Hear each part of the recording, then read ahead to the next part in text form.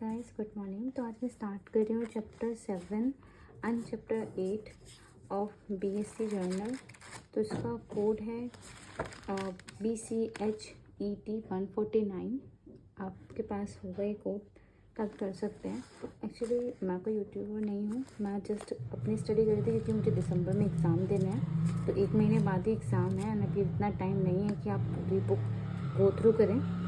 तो मैं बस यहाँ पे मैंने अपने हिसाब से कुछ नोट्स बनाए हैं एंड मैंने प्रीवियस ईयर के क्वेश्चन भी देखे हैं 2-3 साल के। तो इसमें से जो क्वेश्चन मुझे इम्पोर्टेंट लग रहे हैं वो मैंने यहाँ पे नोट डाउन कर दिए हैं। तो मैं पहले को क्वेश्चन पेपर के जो क्वेश्चन आए हुए हैं वो दिखा देती हूँ।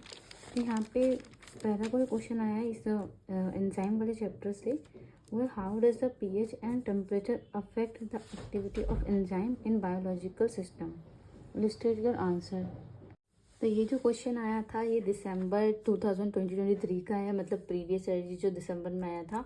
उसके बाद ये नेक्स्ट क्वेश्चन है how does the enzyme contribute to the lowering of energy of activation of a biochemical reaction. ठीक है, ये हमें एक्सप्लेन करना है। तो ये क्वेश्चन आया था जून 2023 में। उससे पहले जून 2022 में क्वेश्चन आया था describe the principle underlying the catalytic activity of enzyme, illustrate your answer.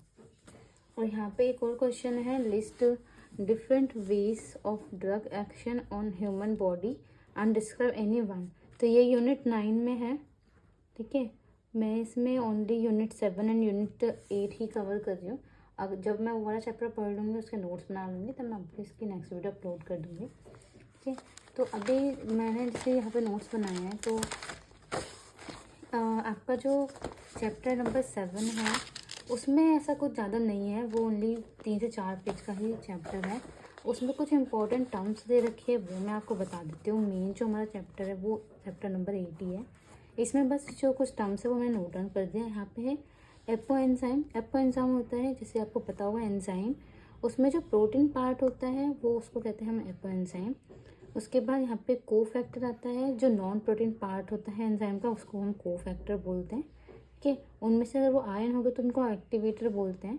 बाकी कुछ और भी प्रोडक्ट्स होते हैं। ठीक है, उसके बाद यहाँ पे आता है हेलो एंजाइम। आपको जो एपो एंजाइम और को एंजाइम का जो ऑल टुगेदर कॉम्बिनेशन होगा उसको हम हेलो एंजाइम बोलते हैं। ठीक है, और of an enzyme for a substrate not only involves the strength of binding of the substrate to the enzyme but also velocity of the catalyst reaction। ठीक है, तो मतलब बस यही कह रहा है कि जो एक एंजाइम होता है उसका स्पेसिफिकेशन होता है कि वो पर्टिकुलर सबस्ट्रेट के साथ ही जाएगा, उसके साथ ही रिएक्शन करेगा। ठीक है, एंड उसकी वेलोसिटी भी देखेगा। ठीक है, कैटालिस्ट रिएक्शन की। उसके बाद यहाँ पर देखा है लॉक एंड की मैकेनिज्म, जो आपने लोअर क्लास में भी पढ़ा होगा कि लॉक एंड की मैकेनिज्म होता है कि मान लीजिए अगर आपका एक सबस्ट्रेट है वो पर्टिकुलर हमारा ब्लॉक मान लो, तो जो एंजाइम होगा वो एक पर्टिकुलर की होता है वो उसी से ही बाइंड करेगा, ना कि किसी अदर से। ठीक है, एक इंड्यूस फिट यहाँ पे मैकेनिज्म देखा है। इंड्यूस फिट में बस स्लाइट डिफरेंस ये होता है कि इसमें जो स्ट्रक्चर होता है वो फिक्स रहता है सबस्ट्रेट का, और जो इंड्यूस फिट में होगा कि वो उसको अपनी तरह से मतलब थोड़ा स्लाइट चेंजेस ला के फिर फिट कर देगा। ठीक है, तो बस यही डिफरेंस होता है, उसका अलावा कोई डिफरेंस नहीं होता है इसमें इंड्यूस फिट में। आपको मैं एक बार बुक से भी दिखा देती हूँ कि इंड्यूस फिट का क्या लिखा हुआ है। ठीक है, नॉमेनक्लेचर कोई किसी भी प्रीवियस ईयर में नहीं आया तो हम इसको स्किप कर रहे हैं, और इवन द क्लासिफिकेशन स्किप कर रहे हैं। अगर आपके पास प्लेंटी ऑफ टाइम है तो आप पढ़ सकते हैं। ठीक है, मैं बस अपने पढ़ने के लिए कर रही हूँ, तो मैंने सोचा आपके लिए भी अपलोड कर देती हूँ। ये हम सब नहीं कर रहे हैं, जो मैंने टर्म्स लिखे थे वो यहाँ से लिखे थे जो मुझे इम्पोर्टेंट लगे। उसके बाद कैटालिटिक की इफ़िशियंसी यहाँ पे आपको दिख जाएगी कि इफ़िशियंसी मतलब एंजाइम्स का काम क्या होता है। तो आपको पता होगा कि जो मतलब जो कुछ रिएक्शन होती है वो बहुत ही स्लो रिएक्शंस होती हैं। तो यहाँ पे एग्जांपल दिया हुआ है कि अगर मतलब जो हमारा जो डाइजेस्टिव सिस्टम होता है, जो हमारा मतलब ये जो प्रोसेस होता है डाइजेशन का, अगर ये एंजाइम के एब्सेंस में हो तो उसको 50 ईयर्स लग जाएंगे, जो कि बहुत ही ज़्यादा स्लो प्रोसेस है। तो इसलिए हम एंजाइम्स जो होते हैं उसका यूज़ करते हैं, या फिर हमारी बॉडी यूज़ करती है ताकि ये जो रिएक्शन है वो प्रोसीड हो पाए आगे। ठीक है, तो यहाँ पे दिखा है कि एक रिएक्शन होती है कार्बन डाइऑक्साइड प्लस वाटर की कार्बोनिक एसिड बनाने के लिए, जो कि प्रेजेंस ऑफ एन एंजाइम होता है कार्बोनिक एनहाइड्रेज।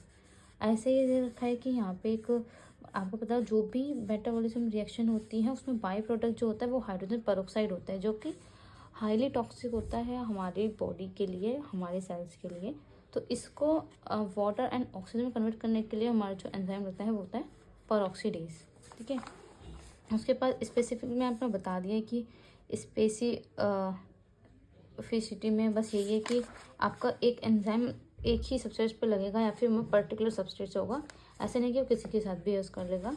और इंड्यूस फिट जो मैंने आपको बताया यहाँ पे भी आप चेक कर लीजिए, इंड्यूस फिट में बस यही दे रखा है कि in the light of modern knowledge one में say that only have the lock and key to fit each other but they have to be flexible enough। तो भी flexible enough का जो बेस्ट फिट आ रहा है कि मतलब अगर नहीं है उसका फ्लेक्सिबल तो मतलब उसका पर्टिकुलर स्ट्रक्चर नहीं है तो वो अपने आप को ऐसा फ्लेक्सिबल कर लेगा। ठीक है, तो वही इंड्यूस फिट है।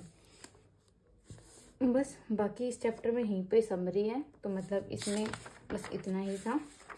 नेक्स्ट हम करते हैं चैप्टर नंबर 8 कि इसके जो भी इग्नू के एग्ज़ाम्स आते हैं उसमें टर्मिनल क्वेश्चन से ही एज इट इज़ लिख के आता है कि मैं आपको दिखा दूँगी। तो अगर आप सिर्फ टर्मिनल क्वेश्चन से भी कर रहे हैं दैट इज़ इनफ, बट आपको वो पता होना चाहिए कि मतलब उसके बारे में थोड़ा सा आप पढ़ लीजिएगा। जैसे कि आपका एक चैप्टर आया है या फिर उसका पर्टिकुलर टॉपिक है तो वो टॉपिक उठा के पढ़ लीजिए आप। इसके बाद एंजाइम एक्शन एंड रेगुलेशन, तो ये इम्पोर्टेंट चैप्टर है, इसी में से ही मोस्ट ऑफ द क्वेश्चंस आए हैं। मैं आपको दिखा देती हूँ, जो आपका प्रीवियस वीडियो मैंने भी क्वेश्चन आपको दिखाया था वो यहाँ से ही था, इसका टर्म एंड से। ये देखिए यहाँ पे लिखा है how does an enzyme contribute to the lowering of activation energy for chemical reaction, और यही इज इट इज़ आपका लिख how does a enzyme contribute to the lowering of the energy of activation. तो मतलब एज इट इज़ जून 2023 में question आया था, तो आप ये भी कर लेते हैं तो इनफ होता है। बाकी आपको थोड़ा सा पता तो होना चाहिए, इसलिए मैंने नोट्स बनाए हैं। तो फर्स्ट है हमारा मैकेनिज्म ऑफ एंजाइम एक्शन, कि मतलब जो हमारा एंजाइम होता है वो कैसे काम करता है।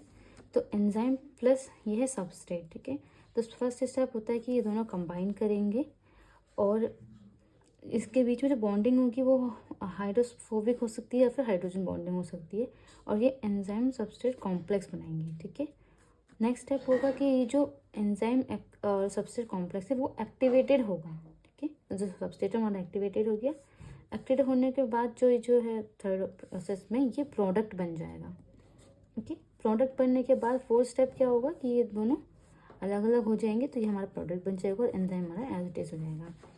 ओके, एंड ये जो रिएक्शन हो रही है हमारी वो होगी हमारी active site of the enzyme. आपको पता होगा एंजाइम में एक एक्टिव साइट होती है, वहीं पे ही रिएक्शन होती है। ओके, सेकेंड हमारा transition state theory of chemical reaction. ठीक है, ये इम्पोर्टेंट है। इसमें दे रखा है कि कोई भी जो केमिकल रिएक्शन होती है वो तभी हो सकती है अगर वो थर्मोडायनेमिकली फिजिबल हो। ओके, विच मीन्स जो गिव्स फ्री एनर्जी है, जो फ्री एनर्जी होती है वो नेगेटिव होनी चाहिए। ओके, उसके बाद हमारा यहाँ पे मैं बुक से भी बता देती हूँ, मैंने बुक से ही किया है, मैं ज़्यादा कुछ प्रेफर नहीं करती हूँ। ओके, तो नेक्स्ट जो हमारा है वो है एक्टिवेशन एनर्जी। एक्टिवेशन एनर्जी क्या होता है कि जब हमारे जो रिएक्टेंट्स मॉलिक्यूल्स होते हैं वो जब मतलब रिएक्शन करते हैं तो उनको एक फ्री एनर्जी बैरियर को ओवरकम करना होता है, जो फ्री एनर्जी मैंने बताई थी ऊपर में। ओके, जब वो उसको ओवरकम कर देते तो तभी एक प्रोडक्ट फॉर्म हो सकता है। ओके, और जो इस एनर्जी बैरियर को ही हम बोलते हैं एक्टिवेशन एनर्जी। तो इसका जो डेफिनेशन आ जाएगी वो जाएगी the reactant have to overcome a free energy barrier before the product can be form, this energy barrier is known as the activation energy. ठीक है, इसको ई से डिनोट किया गया है, आपका यहाँ पे भी यही दे रखा है। ठीक है, activation energy. Second most important term जो है, ये क्वेश्चन भी है पीछे, तो ये है transition state. Okay, transition state में क्या होता है कि molecular structure and conformation corresponding to the peak position is in this profile is called transition state. मतलब जो मॉलिक्यूल का स्ट्रक्चर होता है या फिर कॉन्फर्मेशन होता है पीक स्ट्रक्चर के कॉरस्पॉन्डिंग में, उसको बोलते हैं ट्रांजिशन स्टेट। ओके, तो ये ट्रांजिशन स्टेट में क्या होता है कि केमिकल बॉन्ड जो होते हैं वो प्रोसेस हो रहे हैं, मतलब या तो वो टूट रहे हैं या फिर वो फॉर्म हो रहे हैं, ठीक है। इसको हम ट्रांजिशन स्टेट बोलेंगे। उसके बाद यहाँ पे मैं आपको उसको बता देती हूँ। तो ये जो ट्रांजिशन स्टेट वाला जो मतलब क्वेश्चन है ना कि लोअर कैसे करता है, तो लोअर का आंसर आप यहाँ से एक लाइन लिख लें कि केमिकल रिएक्शन, मतलब जैसे अगर आपको 5 नंबर का बनाना है तो यहाँ से आपकी एक लाइन आ जाएगी कि केमिकल रिएक्शन तब भी हो सकती है जब वो थर्मोडायनेमिकली फिजिबल हो।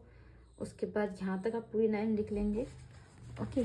उसके बाद आपको ये लिखना है कि एक्टिवेशन एनर्जी क्या होती है, ट्रांजिशन स्टेट क्या होता है। उसके बाद आप यहाँ से लिख सकते हैं कि एंजाइम जो होते हैं वो फ्री एनर्जी को डिक्रीज कर देते हैं ताकि more and more reactant molecule pass the energy value to form the product. मतलब जो हमारा एंजाइम का मेन जो मोटिव होता है वो यही होता है कि वो जो एक्टिवेशन एनर्जी है, वो जो बैरियर है, उसको वो डिक्रीज कर दे, तो ताकि ज़्यादा से ज़्यादा रिएक्टेंट जो है वो प्रोडक्ट बना पाए, ठीक है। तो यहाँ से आपके चार पांच लाइन यहाँ से बन जाएंगी इस आंसर्स की, जो आंसर मैंने आपको बताया कि लोअर कैसे करता है। बाकी पूरा ब्रीफ में यहाँ पे है कि how enzyme lower activation energy, ठीक है। तो यहाँ पे एक्टिवेशन एनर्जी को लोअर कैसे करता है उसके मैंने कुछ पॉइंट्स लिखे हैं, आपको पूरा पढ़ने की जरूरत नहीं है इसमें, ठीक है। तो यहाँ पे लिखा है कि आपका जो कोई भी केमिकल रिएक्शन होता है वो कैसे परफॉर्म होता है। आपका रिएक्शन होगा कोलिजन से, ठीक है, रैंडम कोलिजन से आपका रिएक्शन होता है। तो chemical reaction result from random collision between reacting molecule in non enzymatic reaction, the probability of such event is low. अगर वो कोई मतलब एंजाइम नहीं है तो उसमें जो उसकी प्रोबेबिलिटी होती है वो लो होती है। अब एंजाइम में हाई कैसे हो जाती है, an enzyme possess an active site which binds with the interacting molecule and thus brings them close enough to react, in effect collide. This is known as proximity effect. तो ये आपको word जरूर लिखना है, proximity effect। एंजाइम क्या करता है कि उनके पास जो एक्टिव साइट होती हैं उनसे बाइंड करते हैं इंटरेक्टिंग मॉलिक्यूल को, उनको इतना क्लोज ले आते हैं कि वो आपस में कोलाइड करें एंड प्रोडक्ट फॉर्म करें, और उसको भी बोलते हैं हम प्रॉक्सिमिटी इफेक्ट। क्योंकि ये आपको लाइन जरूर लिखनी है क्योंकि यही यहाँ पे दिया हुआ है आपकी बुक में, तो ये आपको जरूर इससे नोट करना है, ओके। और उससे क्या होता है, as a result of this effect extremely high concentration of reacting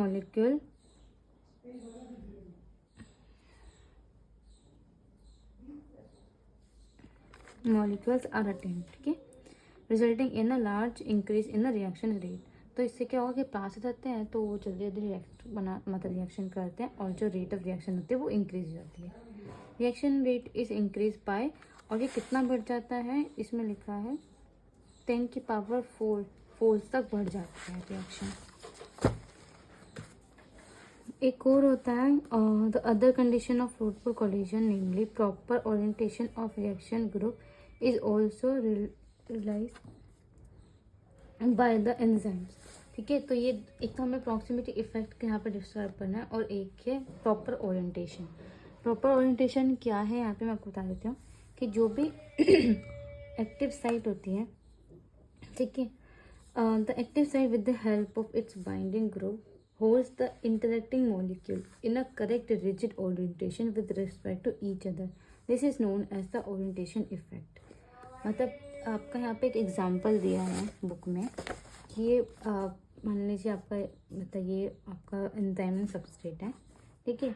अभी इसका प्रॉपर ओरिएंटेशन नहीं है, ठीक है, इसको ये करेक्ट ओरिएंटेशन में लगेगा। जैसे आपने देखा यहाँ पे मतलब यहाँ पे इसने ऐसे ओरिएंटेट किया, उसके बाद यहाँ पे ऐसे ओरिएंटेट किया, तो उसका ओरिएंटेशन चेंज करके तब प्रोडक्ट बना देगा, ठीक है, और उसको बोलते हैं ओरिएंटेशन इफेक्ट। इससे भी क्या होगा कि अगर वो मतलब ओरिएंटेशन हो जाएगा तो ज़्यादा से ज़्यादा हमारा जो होगा प्रोडक्ट बनेगा। इसको आप मतलब इंड्यूस फिट जो मैंने आपको पीछे बताया था वो उसके भी मान सकते हैं कि वो अपने आप को ऐसे फ्लेक्सिबल कर लेगा या फिर इसे ओरिएंटेट कर लेगा ताकि वो फिट हो जाए। और ये जो रिएक्शन रेट को बढ़ाता है उसके जो मतलब पावर है वो आप बोल सकते हैं कि rate of reaction is increase by 10 to power 8 folds, okay, approximately, and orientation effect alone in the enzyme catalyst। आप देख सकते हैं कि कैसे लोअर एक्टिवेशन एनर्जी को लोअर किया। पहले है प्रॉक्सिमिटी इफेक्ट कि वो इतना क्लोज आ जाता है कि वो रिएक्ट बना पाए, और दूसरा होता है ओरिएंटेशन कि वो अपने ओरिएंटेशन सही कर देगा जिससे वो प्रोडक्ट बना पाए। ठीक है, नेक्स्ट हमारा जो टॉपिक है वो है factors affecting the enzyme reaction rate, कि हमारे जो कौन से फैक्टर्स होते हैं जो एंजाइम की रिएक्शन को अफेक्ट करते हैं। अफेक्ट करना मतलब है तो डिक्रीज कर सकता है या इंक्रीज कर सकता है। कि तो यहाँ पे कुछ फैक्टर्स हैं वो मैं आपको बता देती हूँ क्या है। Concentration of enzyme substrate, effect of pH and effect of temperature. ठीक है, ये कुछ पॉइंटर्स हैं जो इफेक्ट करते हैं और इसी से ही आपका क्वेश्चन आया है। यहाँ पे मैंने आपको क्वेश्चन बताया था कि how does the pH and temperature affect the activity of enzyme in a biological system. Student your answer. तो यहाँ पे सारे पॉइंटर इसमें से आपको कोई 2 दे देंगे या कोई 3 दे देंगे, ऐसा करके आपसे पूछ लेंगे। तो यहाँ पे मैंने सीरियल वाइज नहीं लिखा है, मैं एक्चुअली भूल गई थी। जैसे मैंने आपको बताया कि वीडियो पढ़ने के लिए थी ना कि अपलोड करने के लिए, बट मैंने सोचा कि अपलोड कर दूँ। ओके, तो यहाँ पे जो है factor affecting enzyme reaction rate, इसमें मैंने लिखा है कंसंट्रेशन ऑफ एंजाइम। तो आपको पता है कि मतलब जो रिएक्टेंट होंगे उसमें अगर हम एंजाइम्स को ऐड कर देते हैं या फिर उनका इन्वॉल्वमेंट करते हैं तो जितना ज़्यादा एंजाइम होगा उतना ज़्यादा रेट ऑफ रिएक्शन होगा। ठीक है, तो वो तो डायरेक्टली प्रोपोर्शनल होगा। यहाँ पे मैंने लिख दिया rate of reaction is proportional to the concentration of enzyme. Okay, उसके बाद एक जो पॉइंट था वो मैंने यहाँ पे नोट किया है, ये एक्चुअली फर्स्ट पॉइंट था। ओके, यहाँ पे है कंसंट्रेशन ऑफ सबस्ट्रेट। अब कंसंट्रेशन ऑफ सबस्ट्रेट में आपको पता होगा कि क्या होगा कि सबस्ट्रेट और एंजाइम बीच में आके कि मतलब रिएक्शन करते रहेंगे, बट एक टाइम ऐसा आएगा जहाँ पे एंजाइम की जो मतलब जो उसका अमाउंट होगा वो कम हो जाएगा या फिर ख़त्म हो जाएगा। तो पहले तो ये रिएक्शन मतलब बढ़ती जाएगी और एक टाइम पे आके वो उसी पॉइंट पे ही होगी, मतलब जब एंजाइम खत्म हो जाएगा तो फर्दर कोई रिएक्शन नहीं होगी। ओके, तो this reaction depend on the number of such effective collision would increase between the reactant. तो जितना कोलिजन होगा तब तक वो रिएक्शन जो होगी वो बढ़ेगी। Okay, in enzymatic reaction concentration of one reactant is kept constant. The effective collision between the enzyme and the substrate lead to the formation of the enzyme substrate complex. This breaks down to give product and release the original enzyme. Okay, reaction rate will increase till all these sites are filled. तो इसका जो यहाँ graph होता है वैसे होता है कि पहले रिएक्शन होगी, यहाँ पे रिएक्टेंट भी है एंड एंजाइम भी है, तो फिर जब ऑल साइड जो होंगी फिल हो जाएंगी, ठीक है, एंजाइम से, तो जो होगी फिर वो फर्दर नहीं होगी, फिर वो स्ट्रेट ऐसी चलती जाएगी। ठीक है, मतलब पैरेलल में चलती जाएगी, आप समझ सकते हैं। तो इसका इफेक्ट हो गया, सबस्ट्रेट का क्या इफेक्ट होता है और उसका एंजाइम का जो इफेक्ट होता है बताई देता है। अगर आप एंजाइम ज़्यादा डालेंगे तो रेट ऑफ रिएक्शन जो होगी उतनी बढ़ जाएगी। इफेक्ट ऑफ टेम्परेचर ये हमसे पूछा गया है, और इफेक्ट ऑफ पीएच। तो पीएच का मैं बता देती हूँ। Enzyme activities maximum only in narrow pH range and decrease at both higher and lower pH. ठीक है, तो अगर आप पीएच ज़्यादा कर देंगे या फिर कम कर देंगे तो जो एक्टिविटी होगी एंजाइम की वो घट जाएगी। दोनों ही केसेस में ओनली एक नैरो रेंज तक वो इंक्रीज होगी। ओके, और यहाँ पे है कि जो पीएच होता है जिसमें एंजाइम मैक्सिमम रिएक्शन शो करेगा उसको हम बोलेंगे ऑप्टिमल पीएच। ओके, तो जो मोस्ट ऑफ द एंजाइम्स होते हैं उनको जो मैक्सिमम कैटालिटिक एक्टिविटी होती है वो अराउंड pH 7 होती है। ठीक है, उसके बाद उनके मतलब जो एक्टिविटी होती है वो डिक्रीज हो जाती है। अब ये रीज़न क्या है इसका नैरो रेंज का, तो आपने पढ़ा होगा जो पीछे के जो पैप्टर हैं मतलब जो पैप्टाइड एंड अमीनो एसिड्स हैं उसमें टॉपिक था कि एक्टिव अगर आप पीएच ज़्यादा कर देंगे या फिर कम कर देंगे, ठीक है, तो जो एंजाइम के ऊपर जो प्रोटीन होते हैं वो उसका जो स्ट्रक्चर होगा ना वो डी नेचर हो जाता है। तो अब जब प्रोटीन ही डीनेचर हो गया तो वो रिएक्शन तो आगे प्रोसीड नहीं करेगी। तो इस केस में अगर आप मतलब ज़्यादा कर रहे हैं पीएच या कम कर रहे हैं तो वो फिर डिक्रीज़ होना स्टार्ट कर देगा। उसका ग्राफ दे रखा है यहाँ पे पीएच का, ऐसा आता है कि मतलब पहले ये बढ़ेगा, ठीक है, फिर एक पर्टिकुलर पॉइंट पे जाके हाईएस्ट होगा, ये मैक्सिमम कैटालिटिक एक्टिविटी हो या फिर आप ऑप्टिमम पीएच बोल सकते हैं। उसके बाद आप पीएच बढ़ा रहे हैं तो फिर डिक्रीज हो जाएगा, ठीक है। ये इसका ग्राफ है।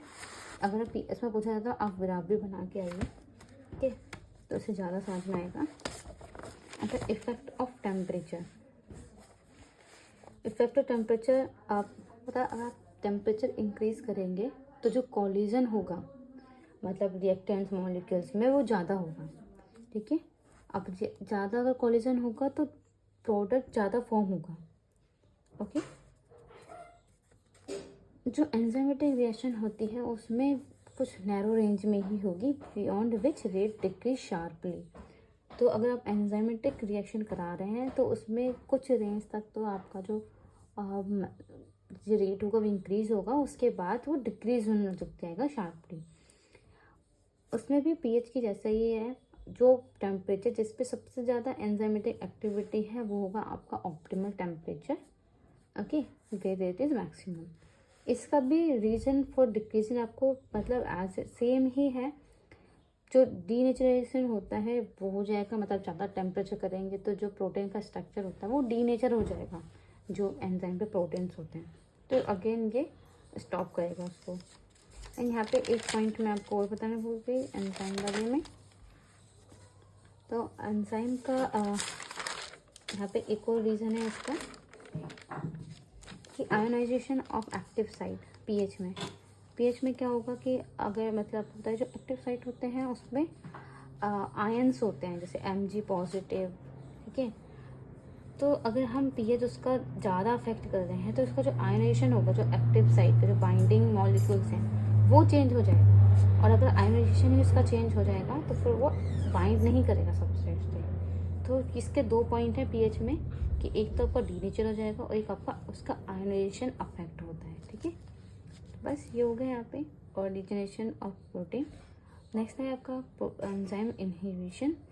एंजाइम इनहिबिशन से मेरे को पता है कोई भी चीज़ जो इनहिबिट करती है मतलब एक्टिविटी को जो रोके, तो एक्टिविटी को रोकने के लिए फिर वही है कि आप उसका पीएच अफेक्ट कर दो या फिर उसका टेम्परेचर अफेक्ट कर दो, ओके। तो बस इसमें यही है। बाकी इसमें तो वैसे तो इसमें प्रीवियस ईयर में तो कोई क्वेश्चन नहीं आया था इसके अलावा, बट नेक्स्ट इसमें जो मुझे इम्पोर्टेंट टॉपिक लगा, ऑल्दो वो प्रीवियस ईयर में तो नहीं पूछा गया है, बट अगर उसके लास्ट क्वेश्चन देखेंगे मतलब जिसके टर्मिनल क्वेश्चन दे रखे हैं वहाँ पे है ये एलोस्टेरिक रेगुलेशन, ठीक है। तो ये टर्म आई हुई है। एंजाइम रेगुलेशन क्या होता है कि अगर मतलब आपको पता है कि अगर आपको एंजाइम रेगुलेशन का आंसर देखना है कि क्यों ज़रूरी है, तो यहाँ पर लिखा हुआ है कि जो भी मेटाबॉलिक एक्टिविटी होती है वो lead to the biosynthesis of cellular component and generation of energy need to sustain life. तो एनर्जी रिक्वायर है लाइफ को सस्टेन करने के लिए, और क्योंकि ये इतना कॉम्प्लेक्स सिस्टम है बायोकेमिकल ट्रांसफॉर्मेशन का, तो इसको रेगुलेट करना ज़रूरी है, ठीक है। तो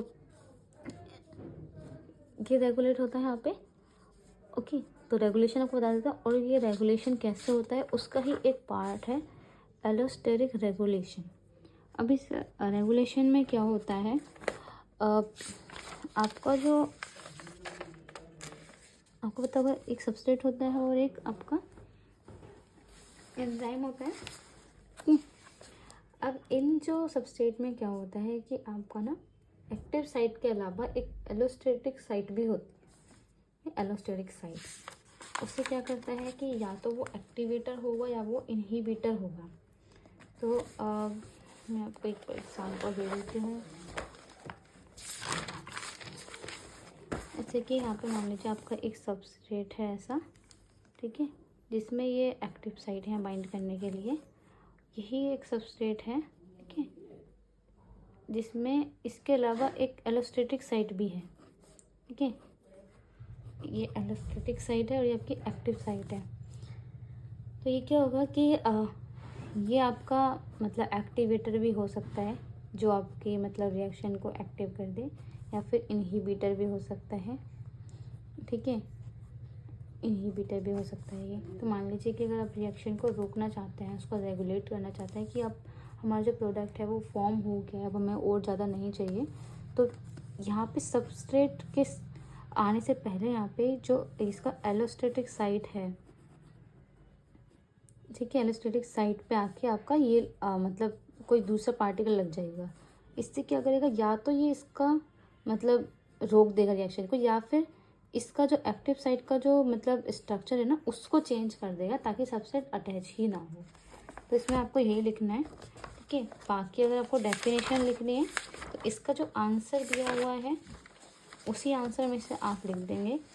मैंने यहाँ पे आपको बता देता हूँ, An important feature of allostatic regulation is the end product of a pathway inhibits the first enzyme of the pathway। तो मतलब यहाँ पे जो आपका एलोस्टेटिक साइट होगा उस पर अटैच होके वो उसको इनहिबिट कर देगा by binding to the an allosteric site of a site distinct from the enzymic site, active site. Okay, the inhibition result from a conformational change in the oligomeric structure. जो मैंने आपको बताया कि एक्टिव साइट का जो structure होगा वो change हो जाएगा of the first enzyme. Such allosteric enzyme do not show normal kinetic behaviour for in their case plot the rate versus concentration is not a hyperbola but sigmoidal। तो उसका graph दिया गया है पीछे, आप एक बार अपनी साइड से पढ़ लेना इस टॉपिक को, इतना इम्पोर्टेंट नहीं है बट क्योंकि आ सकता है एग्जाम में, क्योंकि आपका पीछे टर्मिनल क्वेश्चन में दिया हुआ है। Section of substrate at one active site, other active site of the oligonucleotide through। ठीक, तो जो मैं आपको बताया है, और मैं समझ सकती हूँ कि मैंने सही से नहीं समझा पाया होगा, बट क्योंकि ये मेरे पढ़ने के लिए है, मैं जस्ट बना रही हूँ, मैं कोई यूट्यूबर नहीं हूँ, ठीक है। आई होप ये वीडियो आपको हेल्प करेगा पढ़ने के लिए। बाकी आप इसको एक बार जो टर्मिनल क्वेश्चन दिए हैं, ये जो 2 और हैं, ये भी पढ़ लीजिए, ठीक है। तो आपका यूनिट 7 है नीट कवर कर दिया मैंने पूरा। इसके अलावा कुछ भी नहीं पूछा गया, मैंने आपको प्रीवियस ईयर क्वेश्चन भी दिखा दिए हैं, आप खुद से भी एक बार चेक कर सकते हैं previous year question. Thank you.